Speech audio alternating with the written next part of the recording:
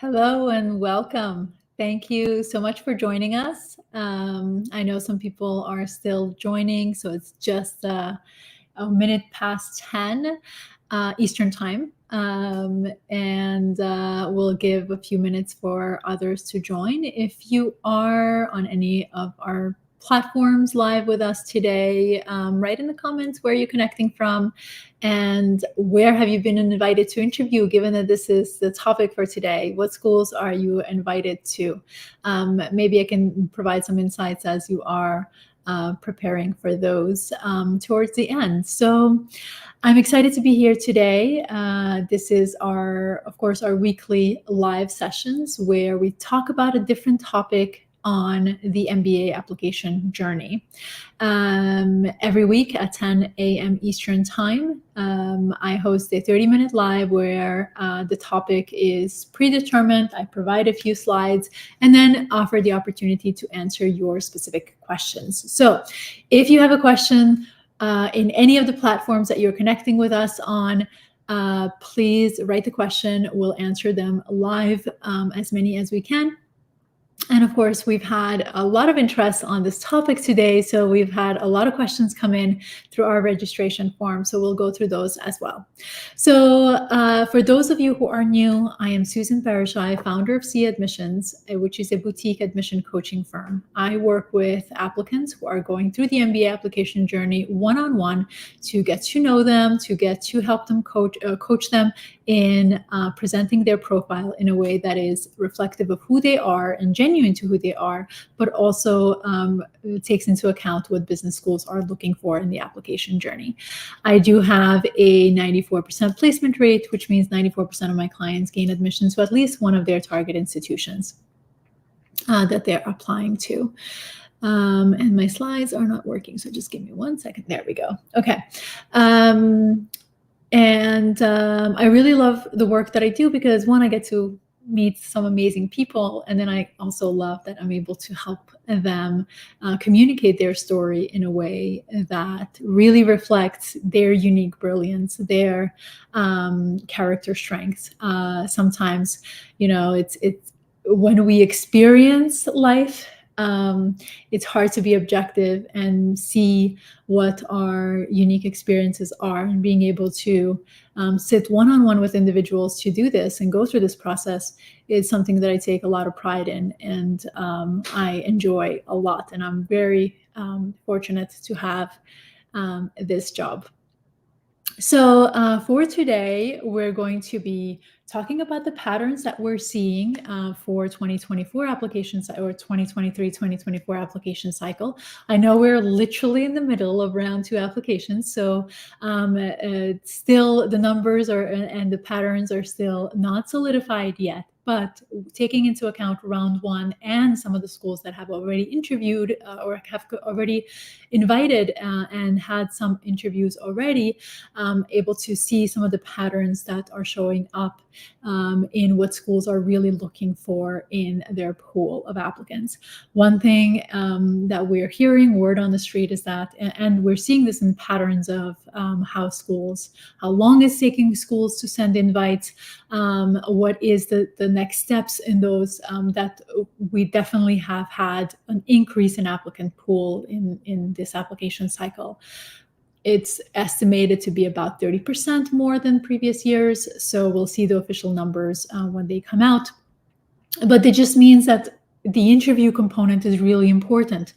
Obviously, you should never take this lightly, but particularly when in such a competitive application year, you want to make sure that you do this and you prepare for these interviews as much as you can. So let's dive in, and we're going to have obviously Q&A at the end, and you can ask all of your questions. So on Instagram, on Facebook, on LinkedIn, and obviously on our YouTube channel, please write your questions along the way. And I won't stop the presentation, but I will answer those at the end.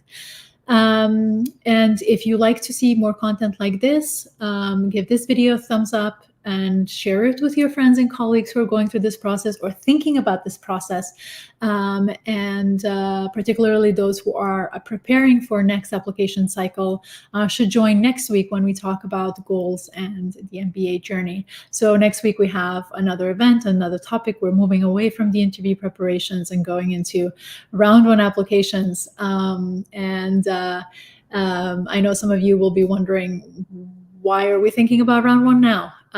Actually, there is a lot of work that needs to take place, and various different people start the process early. I do have a blog posted on who should start early, the application journey, so you can take a look at that on cadmissions.com as well. So why don't we dive right into the presentation for today. So some of the schools, as you may have already seen, are offering on-campus interviews. And for those who are located geographically in an accessible way, meaning if you are in the United States and your school is close by, but even if it's not super close by, do try and attend those campus visits or campus interviews when possible. And for schools that are offering that, they do look to see more people showing up on campus and being able to see the campus, speak with students, really be engaged and be part and demonstrating that they're really committed to that given school. Obviously, international applicants don't have to worry about this. You continue to do the interview the way the way that it's offered. So if it's offered locally in the region that you are or through Zoom, there is no penalties for that. But for those that are locally, geographically located closer to the campus, should definitely take advantage of going on campus for interviews. And just be mindful that when you are interviewing on campus, the preparation process is going to be slightly different because you won't have notes, you won't have a safe space that you had prepared in advance to conduct the interview, but rather you will need to rely a lot on your memory of what questions you have prepared. And by that, I mean that you really then need to work a lot on conducting your mock sessions and leveraging those most effectively to make sure that you are ready for those on-campus interviews. One of the patterns that I'm seeing more and more in this year is the unstructured approach to interview questions. And what I mean by that is typically you see walk me through your resume, what are your short, long-term goals, that kind of structure, and then you go into behavior questions. A lot more schools are really wanting to get to know the applicants more, and as such, there is a lot of follow-up questions, and sometimes the goals question doesn't come until the end or closer to the end of the interview. So don't be surprised if that is your structure. And the reason why I bring this up is that sometimes, oftentimes, if you only practice by reading your notes in the order in which you have prepared them, that means your mind is already starting to memorize responses in that order. You can be easily thrown off if the questions don't follow that order. And sometimes you have also prepared responses, assuming that some questions are asked in advance. So I would strongly suggest that you create flashcards or use some kind of tool, app or something along those lines to allow you to shuffle the questions around so that you're not memorizing in a particular order. This way you won't be thrown off by unstructured interview questions. The other component that I'm seeing a lot more questions around is reflection on areas for development. So a reflection on areas for the person's, the applicant's area for development. So knowing what your weaknesses are, how are you planning on how have you addressed those weaknesses to date? How are you planning to address those weaknesses in the MBA program? And what are some of the challenges that you foresee experiencing in that process of developing that weakness? This is not to say that the weakness has to be something that is really bad. The idea here is that your area for development is something in relation to your leadership, something related to soft skills, hard skills, whatever it is. When you look at your overall profile, what do you need to succeed in your future goals, and recognizing what are some of the skills that you need to have that you currently do not have, that you started working on, but you're not there yet. You're not at at the level that you expect for yourself. So this shows a reflective person. So there is a lot more emphasis on thoughtful leaders, the individuals who recognize who they are, recognize what their strengths and what their weaknesses are, as they move into leadership roles in the future. So if you are still going through the interview process, I strongly encourage you to look at this and really be able to go into various timelines, in the sense of meaning, where did you start from? Where are you now? Where are you going? And what are steps that you're going to look to take into that, into making sure that you are developing the weaknesses in your profile. Also, they are looking for individuals, of course, that are able to influence others, but also individuals to be influenced by others. So they are looking at someone who can change their mind, look at something from a different perspective, and not only in the way that you don't always need to be right? So look for times when you have worked on something where you've changed your mind. You have a new perspective that you didn't have previously. So look for those kinds of opportunities or those kinds of experiences that you have, and be ready to answer that kind of question in your actual interview. The other component that I see a lot more emphasis than previous years, it has always been part of it, but a lot more emphasis this year, is managing conflict.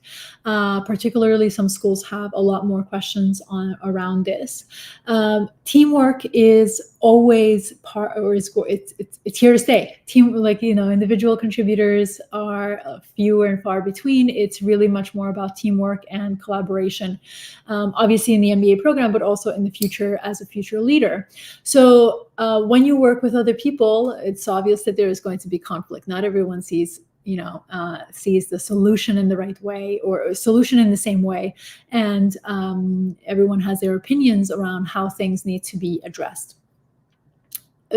Business schools, when they're conducting the interviews, are looking for ways that you have demonstrated your ability to find common ground, create synergies, and look for ways to not stay stagnant in conflict, but rather be able to find that, like I said, common ground, and move the project forward.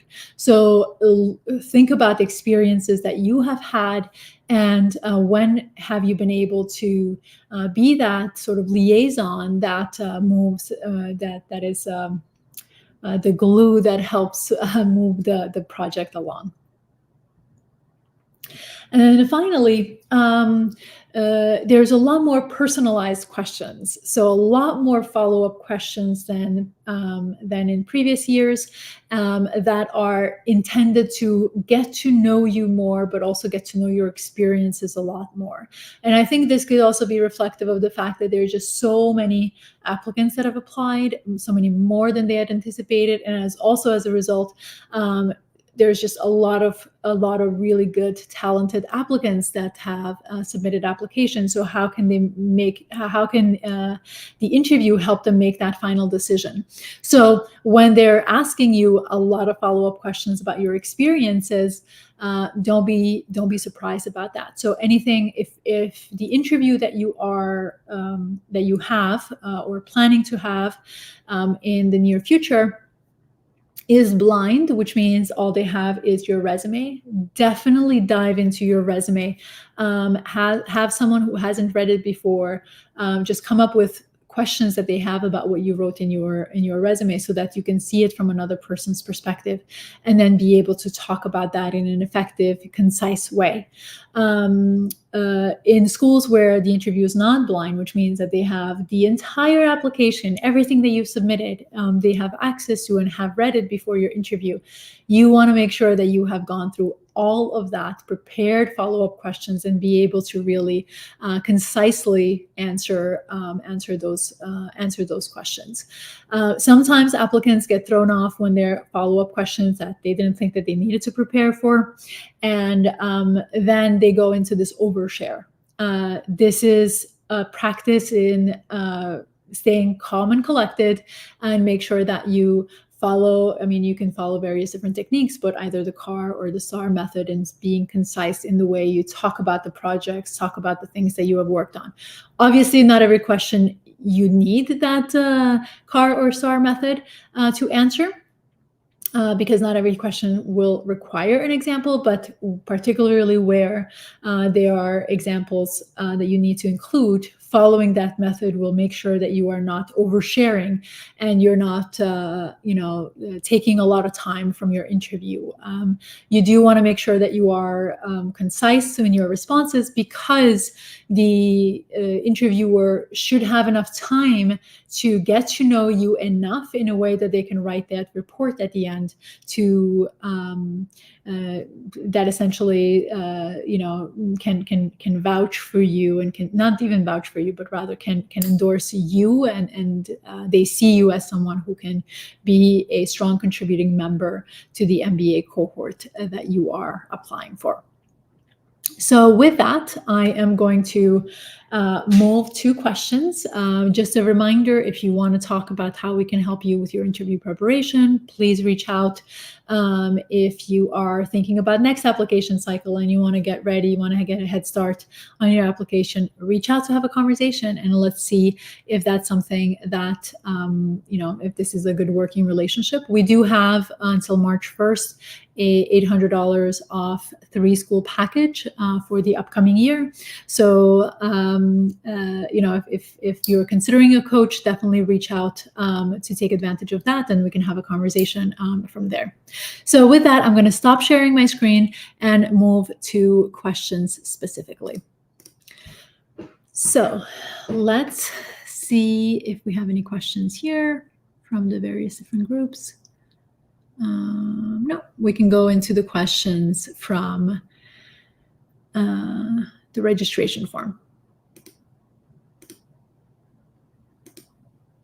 Okay, so what techniques can be employed to handle case-based or technical questions in the MBA interview? You are going to want to, so case-based interview questions, you are going to really want to focus on first, you're not going to have a lot of time to reflect, but try to reflect a little bit on what stance you're taking on the question that is being asked, and then come up with a reasons behind your choice. It's typically, in that kind of situation, is not a right or wrong answer, although based on the question, there can be some really wrong answers that you don't want to open any cans of worms. But typically try to stay conservative in your responses and give your reasons that you are vouching for X and Y. So that would be a way to practice those. Definitely practice with friends, colleagues, anyone who is willing to do a mock interview with you to make sure that you are getting ready for these kinds of questions, because they're different than the general behavior questions that you get in an interview. Great. So how much detail should I include in "tell me about yourself" response to effectively engage the interviewer? Tell me about yourself, or tell me about yourself kinds of question is really looking to see your decisions, is looking to learn about you, obviously about your experiences, so you can choose to share something about your personal life if you want. Although this is not about your personal life, the MBA interview is not about your personal life, so keep it at minimum. Then move on into more around, I like to think of this as kind of the white space in your resume, in the sense of why did you make the decisions that you've made to move from point A to point B. And that way you can really engage in and share something that they haven't already read. So that would be one of the ways that I would think about excuse me, your answering this particular question. This question is going to be about 3 to 5 minutes, depending on how much experience you have. But the more work experiences that you've had means you have to move between positions faster. So you want to keep a balance of not going too deep into your responses. Excellent. Which aspect of my background, such as where I was born and raised, are crucial to include in my story? I would say where you were born and raised should be included and maybe should be emphasized if it's something atypical. So sometimes I've worked with clients who have moved a lot, and that has impacted the way the opportunities that they've had, or have impacted the way they see the world or the way they engage with others. So it's only relevant to the perspective of how it has shaped you, and how it has shaped the experiences that you've had. So be mindful of not just saying, I was born here and I was raised here, and it has not much meaning beyond that. So do try to connect it to something deeper than just a place, a geographic location of where you were born and raised. Is it possible to cover all elements within 2 to 3 minute time frame without losing the interviewer's interest? So the questions that are related to really anything beyond the resume, walk me through your resume or tell me about yourself, should be within 2 minute response. And yes, you can absolutely cover everything you need to cover, the bare minimum of what you need to cover, which is also keeping them engaged without including too much details that they may not necessarily be interested in knowing. So recognize that the interview is dynamic. It's not a drilling session. It's not a session that someone is looking to trip you up on something and that kind of experience, but rather the interviewer is genuinely interested to know you. However, that doesn't mean that you need to share, everything that you've done in every aspect of the experiences that you've had, because then you're just taking too long. But give them the right amount of information using one of the techniques that I've talked about, and then let them ask you follow-up questions, because they will ask you on the things that they're interested in knowing. Obviously, this means that you need to have follow-up questions prepared, or understanding that you can be asked follow-up questions and have a way that you're going to speak about those should you be asked about those. But it's absolutely possible to be answered in even in less than 2 minutes, to include enough information. Obviously, it depends on the question. Some questions do need the full 2 minutes, and other questions you can answer in a minute, or in a minute and 10 seconds or something like that. And some even in less than that amount of time. So just keep a balance. It's okay that some questions go slightly over, so long as it's not a consistent thing. Excellent. How would I introduce myself to highlight my unique value proposition and self-awareness? This is something that you have to brainstorm. It's hard to do this over, a platform where I don't have a lot of background or I don't have any background information about you. However, I would look at what your experiences have been and then think about how each one of the experiences that you've had, what's the value? Why would we care? Why should the interviewer care? And you need to be able, and I don't mean that to be in the mean way, but really, at the end of the day, they're looking at you as someone who's going to add value to the classroom. So show them that you're going to add value by speaking about your experiences and how those experiences are going to add value to the classroom.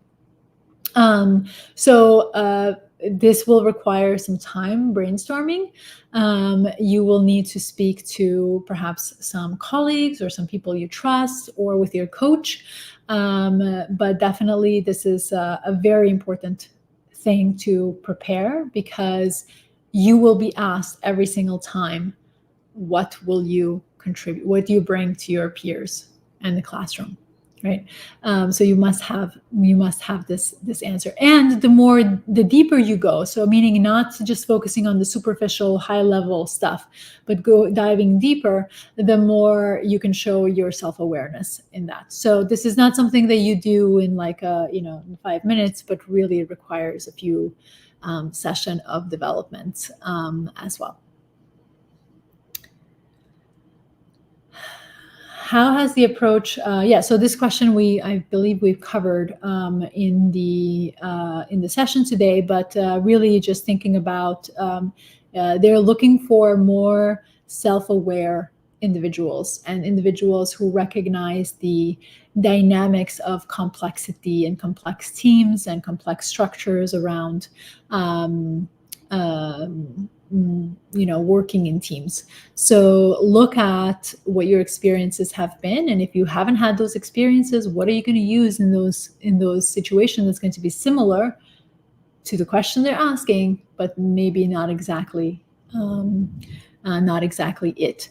The team component, it's hard to sell to the admission team if you've never worked in a team. So I would definitely have really strong preparation on how you're going to address those questions, because you will be asked about your team experience.